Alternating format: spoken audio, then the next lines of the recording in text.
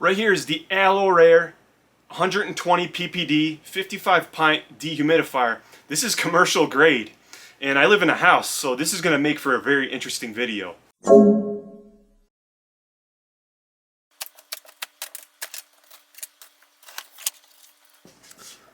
Comes with a user manual.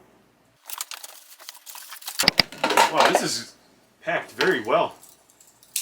Look at the styrofoam. There's some serious thickness to this right here. So it's packed really well. It's got these two handles on it, which is a major plus because now that just makes lifting this thing up that much more easy. It looks like it comes with 1/2-inch tubing and another plastic adapter. In interest of full disclosure, this ALORAIR Sentinel HD55 was sent out to me free of charge by the company. As always, the thoughts and opinions expressed in this video are of my own. Taking a look at the front interface right here in the upper right hand corner. Right here you have the power button. This is the central control button here. This central control button, according to the manual, is not applicable on the Sentinel HD55. It says here, the grammar isn't the best, but it says central control light should off at all times when not connected to the AC. So it looks like this is really not applicable to the unit. The arrow buttons, you have the up and down, are used to set the desired humidity set point on the display screen, which is right here. And right here is the compressor light. When the compressor light glows red, it indicates the compressor has been initiated but is currently warming up. Once the compressor light switches green, it indicates the compressor is in working status. And then we just have the power indicator light and the continuous defrost. Moving further down, this right here is what is called the A5 A6 AUX terminal for optional condensate pump. Moving on to the side of the unit, this appears to be the exhaust. And that's where I think this plastic adapter comes into play right here. So this actually clips on.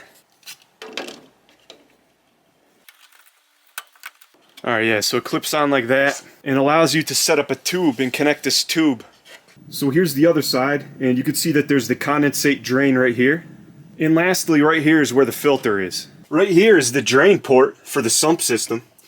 And it said in the manual you want to kind of raise this off the ground because there's no condensate pump. So I'm going to put this piece of wood down and we're going to run the pipe to it. It's got a really nice long cable. I'm going to kind of see how long this is with a tape measure real quick. Yeah, if we were to stretch this out, because it's all kind of kinked up from being in storage, this is well over 10 feet. We're looking at like 10 and a half, maybe 11 feet. So before I plug this in, I'm going to make sure that the drain pipe is routed to the sump system. And I know I said earlier this was 1/2 inch, but that was incorrect. This is actually 3/4 inch. What's really cool is they gave you a lot of this stuff, so and it looks like you could buy this anywhere. Alright, so there we go. I have the pipe run to the sump. Alright, it's plugged in. It looks like the humidity gauge came on. It's around 58. Before it was around 38 when I shut off the previous dehumidifier, so it's already climbing really quick. It's a rainy day today, so I'm very curious to see how well this thing does. It looks like it's a beast, so I'm excited to try it out. I didn't notice this earlier, but there's a Ethernet jack here too for remote control. Let's turn it on. Wow, there's a ton of air coming out of this thing. So we can bring down the humidity, and once it gets below 36, then it's going to be in continuous mode. Now I just hit the power button, and it takes a 60-second delay for the fan to shut off. I had to read through the manual and figure that out.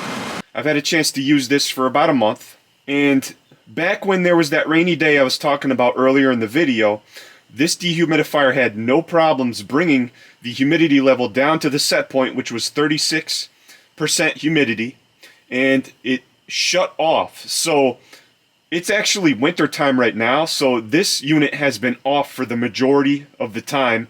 A couple storms did come through, but this had absolutely no problems bringing the humidity level down to the set point, which was 36. And because I have this set to 36, when it drops below 36, you can see here, because it's winter time and the humidity level dropped a little bit lower, that the unit shut off. So right now, this unit, the Sentinel HD55, is actually saving me money by not running. And I actually set up a watt meter. So let's go ahead and take a look at how much watts this unit is drawing just idling with the LCD display and being on standby mode. So right here you can see the watt meter I'm using. It is actually upside down because of the way the outlet receptacle was installed. But right now, idle power, we're using about 1 watt. So right now, what I'm going to do is I can actually push this down arrow, because you can actually run this in continuous mode. It doesn't have to be shut off, because some people like it to continuously run to bring down the humidity as low as possible. So what you can do is you can bring the set point down further from 36, which will bring it into continuous mode. And then what I'm going to do is show you what the power draw consumption is for this unit when it's running. You can see CO, which is continuous. So right now the dehumidifier has been running for an extended period of time, and the wattage appears to be capping out at right about 325 to 326 watts. Right now you can see that the continuous defrost orange light kicked on, and it went down to 325, 326 watts to only 66 watts.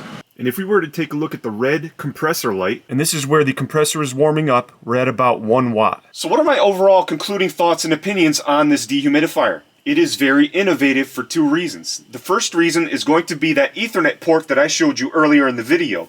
You can actually run an Ethernet cable from the dehumidifier to a remote control that did not come with this dehumidifier, but you can purchase this additional remote control and you can monitor the humidity levels from a room that might be more accessible as opposed to where the dehumidifier might be, for example, in a crawl space.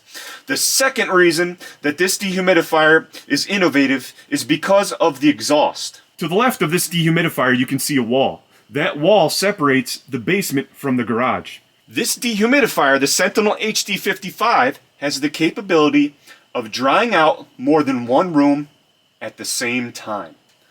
How can it do that? It doesn't seem physically possible. Well, for example, I can take this dehumidifier and flip it around so that the exhaust is going to be on the other side. Then I could take and drill a hole through that wall and then route a flexible tube going from that exhaust to a hole in the wall here. So the dehumidifier will be pulling air from the basement and exhausting dry air out through the tube that goes through that wall and exhausts into the garage. So you can, in theory, dry not only the basement, but the garage at the same time. Lastly, one of the reasons why I really like this dehumidifier is because of its industrial grade build quality. I only really have experience with residential dehumidifiers that are primarily made out of plastic, whereas this dehumidifier seems to be made out of primarily metal. I even looked at the inside fan that was spinning, and that was even made out of metal as well. So I'm very curious to know how well that this dehumidifier is going to stand up to the test of time.